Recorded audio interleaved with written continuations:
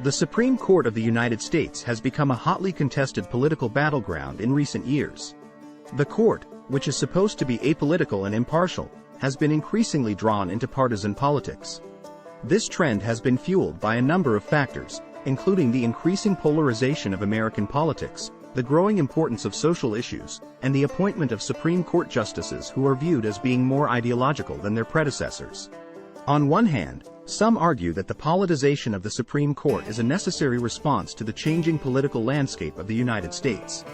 They argue that the court needs to reflect the values and beliefs of the people it serves, and that the appointment of ideologically motivated justices is necessary to ensure that the court remains responsive to the needs of the country.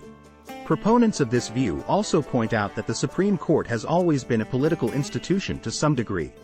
They argue that the court has always been influenced by the political climate of the country, and that it is unrealistic to expect the court to be completely free from politics.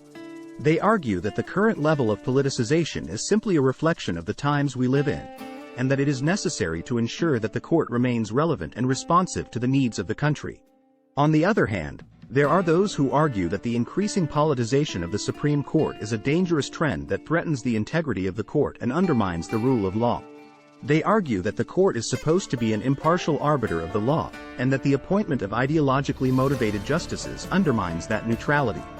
Critics of the politicization of the court also point out that it has led to a breakdown in the confirmation process for Supreme Court justices.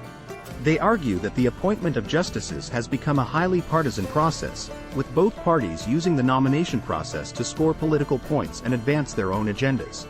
So, what is the final analysis? The reality is that the Supreme Court has always been a political institution to some degree, and it is unlikely that it will ever be completely free from politics.